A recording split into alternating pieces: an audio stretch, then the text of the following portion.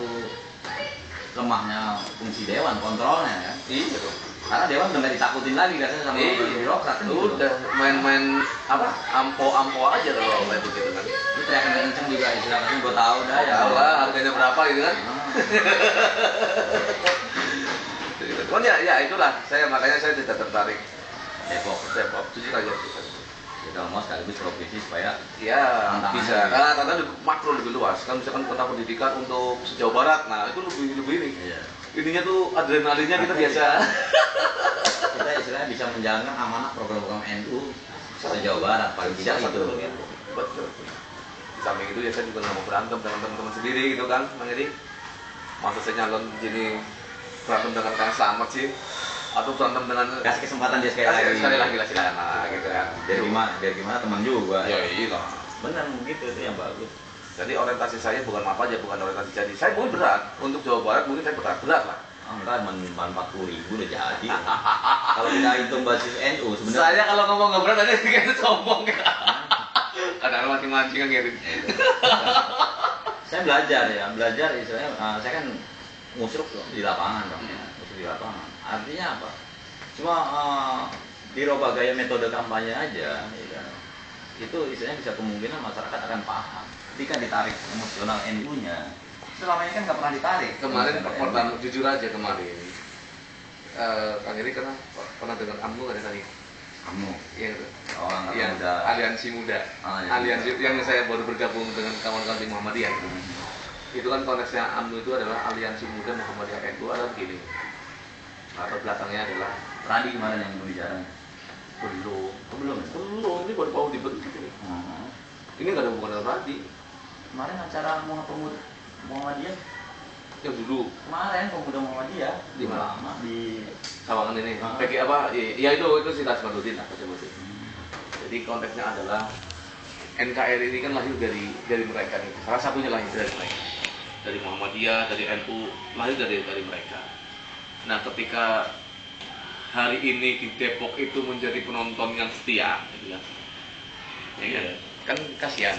Angkatan Muda Muhammadiyah dan NU. Nah, sekarang aliansi Muda Muhammadiyah NU itu bergabung. Paling tidak pertama ukhuwahnya. Dari sisi ukhuwah Islamiyahnya kita ambil.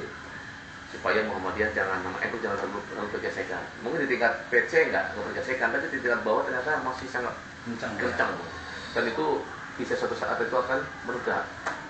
Sebenarnya kalau kita ngambil dari sejarah, Muhammadiyah dan NU itu perbedaannya cuma satu.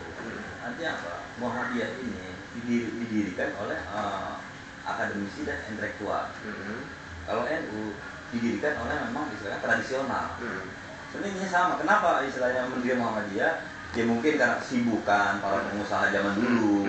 Iya kan? Sebenarnya bukan itu Bang, sorry itu. Jadi kalau kita lihat dari benang merahnya antara Kiai Hasyim Asy'ari dengan Kiai Haji Ahmad Dahlan, itu dua orang yang tidak pernah berbeda sebenarnya. Artinya apa? Sisi guru sama. Mereka gurunya sama. Di Syarif derajat Syarif Darat ya. Itu ada di Semarang. Itu gurunya sama. Keilmuan sama. Di Mekah sama. Di Indonesia sama. Bahkan beliau ini adalah satu keturunan dari Sunan Giri, gitu Pak. Sunan Giri punya anak 6, nah Cap, terus, nah ini gitu. Sini Kiai Hasyim Asy'ari, sini Kiai Haji Ahmad Dahlan. Jadi makanya saya ngeritik filmnya Hanung, makanya nanti mau deklarasi AMNU itu saya mau kritik filmnya Hanung. Kenapa Hanung itu tidak memvisualisasikan antara Kiai Haji Ahmad Dahlan dan Kiai Hasyim Asy'ari, sehingga masyarakat bisa belajar bahwa sebenarnya tokoh-tokoh mereka kita ini juga nggak pernah ada gesekan. Kenapa kita harus gesekan gitu?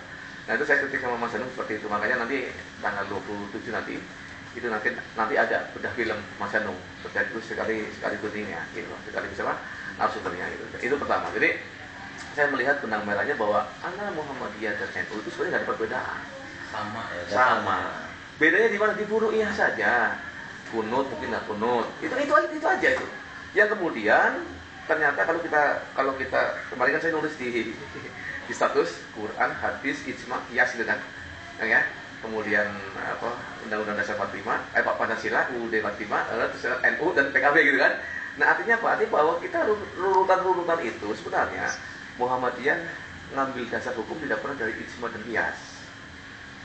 Tapi Muhammadiyah ngambil hanya dari Quran dan hadis, tok, dua itu aja. Nah kalau itu kan enggak, ijma dan qiyas. Nah, artinya itu kiasan.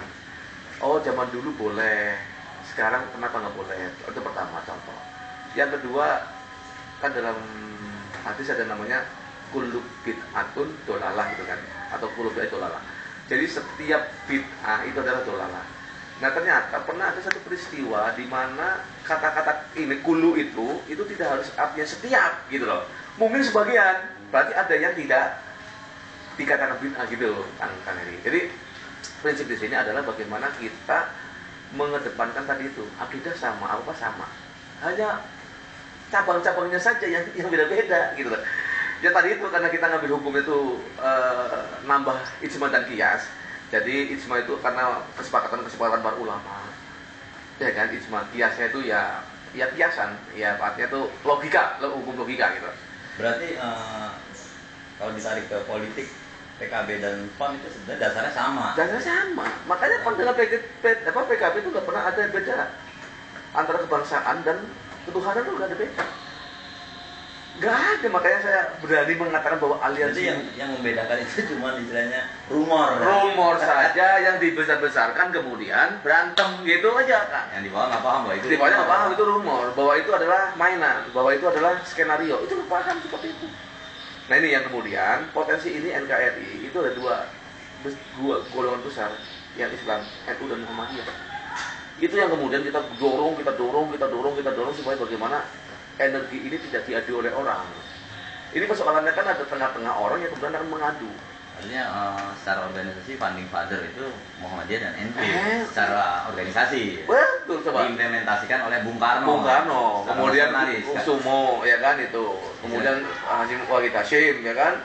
Itu semua. Makanya PKB selalu mengatakan dari ulama untuk bangsa. Iya, istilahnya gitu. Bung Karno ini menasionalisasikan. Ya, mengintegratorkan lah, mengintegrasikan lah. Ya, itu seperti itu.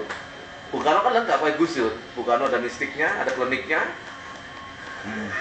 ada intelektualnya, ada sekulernya, ada kerakyatannya, ada demokrasinya, ya, ada otoriternya juga. Jangan digerakkan dengan otoriter gitu.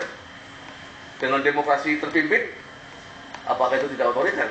Itu. Jadi artinya kalau kita mau komparasi dengan Pak Karno dengan Pak Harto, sama-sama otoriter sebenarnya. Cuman kita oke lah sama founding father, nggak usah terlalu begitulah melakukan seperti itu karena memang ada alasannya. Sama seperti Pak Harto melakukan itu ada karena ada alasannya. Iya. Karena masyarakat lagi bodoh, masyarakat masih lapar, masyarakat ini demokrasi yang terbebas kayak begini. Sekarang coba pelintir, dar-dor di mana-mana, udah. Gitu kan Eri. Jadi saya pikir hal-hal yang menyangkut begini nggak main-main. Iya. Makanya saya berani mengatakan bahwa aliansi muda Muhammadiyah NU itu ending nantinya kita rebut 2016 supaya dari NU siapa, dari Muhammadiyah siapa. Paket NU Muhammadiyah. It's it. Ayo pan sini, ayo PKB sini. Jadi istilahnya nih visi panjang. Segala sesuatu yang matang tuh ya harus diimbuk. Iya diimbuk. Terus gitu lah. Karbitan. Kalau karbitan jatuhnya kayak sekarang kan. Nah, baru setahun aja udah berjauhan kan. Nah, sekarang siapa? Itu maksudnya gitu, Kang Eri. Dukung itu. Saya bukan partisan dalam hal ini. Biarkan air mengalir. Ya, silakan aja. Saya hanya mendorong ini loh. Kalau Depok mau baik, libatkan NU sebagai masyarakat dan libatkan Muhammadiyah sebagai masyarakat. Bukan berarti masyarakat yang tidak dilibatkan, bukan. Ini jargon apa ya, dukteng negara kita, warga kita kan kepada dasar founding father kembali kan. Iya. Gitu. Nah itu kan terbangunnya Indonesia merdeka ini juga dasar founding fathernya kan Muhammadiyah NU. Kita nggak bisa menafikan. Kenapa Depok kita nggak buat seperti itu? Canggih sekali. Cuman kan nggak bisa sebentar, harus butuh waktu kan gitu. Kemudian melakukan berbagai makanya. Mestinya cukup nih 2002 sampai 2016 kan cukup nih 4 tahun nih. Ya kan? Makanya kita ini yang akan kita lakukan ada pemberdayaan bos. Tadi finance micro apa usaha karena nanti paket di dalam program kerjanya adalah rata-rata hampir mayoritas ekonomi. Di teknisnya itu. Di teknisnya di lapangan implementasi. Ekonomi syariah apa ya pokoknya ekonomi lah bagaimana pemberdayaan. Karena apa? Pemberdayaan ngambil dari mana? Dari Pemda dikuasai nama mereka. Iya. Mau nggak mau, sang penguasa. lo sang penguasa. Mau nggak mau, ya kita harus terobosan lain gitu. Swasta. Kalau swasta, lompat, lima apa aja. Kalau nggak swasta ya investor lah. Pertama itu, yang kedua maksudnya direktur. Terakhir ya kan. Donatur. Yang tidak mengikat. Contoh sederhana misalnya, direktur Anu. Dari mana latar belakangnya? Oh dari Muhammadiyah. Begitu dari Anu ada program begini, masa sih? Iya. Oke. Emosional muncul antara junior dan senior. Gitu, benar. Akhirnya lagi, terus dari aku, oh ya, setuju. Oh rata-rata pada case setuju semua, yang kayak gitu kan? Iya. Oke, jalan. Oke, setuju. Oke, setuju. Karena kita nggak mau berpolitik di situ, kita mau memberdayakan. Silakan kita dorong. Artinya peran ulamanya harus ditingkatkan. Gitu ditingkatkan optimalisasi itu, gitu. Jangan istilahnya ulamanya diem aja. Diem aja. Karena kemarin pilkada kan seolah-olah saya kan mau nulis di mode, nggak tahu baca atau enggak. Yang kamu itu dari mode kayak gitu. Jadi istilahnya sekarang rebut kekuasaan. Tapi dengan baik, bos. Jangan dengan. Nah, orang-orang yang apa jadi Kang Heri, yang di dewan ini berbicara seperti ini tuh nggak ada, ideologis tuh nggak ada, bukan nggak ada, jarang. Iya. Hanya rata-rata pragmatis. Ya kalau saya bilang 50%. Iya, jarang lah, jarang. Artinya ideologis loh, artinya kita berpolitik dari tatanan fondasi, fundamental, bukan tataran tadi hanya pucuk. Jadi kalau ukurnya salah satunya adalah ya masyarakat kan wajar. Pada saat saya sebagai aktivis ya kan, saya kan harus pakai demo. Iya. Supaya bisa berbicara dengan mereka. Iya. Nah, saya pikir nggak efisien pakai demo kan, dengan dia segala macam. Itulah saya dikatakan pakai forum media. Iya. Artinya apa? Saya dilindungi undang-undang pers kan. Iya. Jadi bisa bergerak. Cuma ketika saya minta tanggapan beberapa dewan segala macam, nggak ada. banyak yang lari-larian kan. Iya. Nah saya tanggapin terus. Ketua komisi aja tuh. Nah, masuknya tanggapin terus. Oh, iya gitu, canggang ya kan. Biar TikToknya ada tak gitu kan, rame kan? Ya, biar soal berbeda nggak ada masalah. Nggak masalah. Kalau kita udah, maksudnya saya nggak berani mau ngomentarin.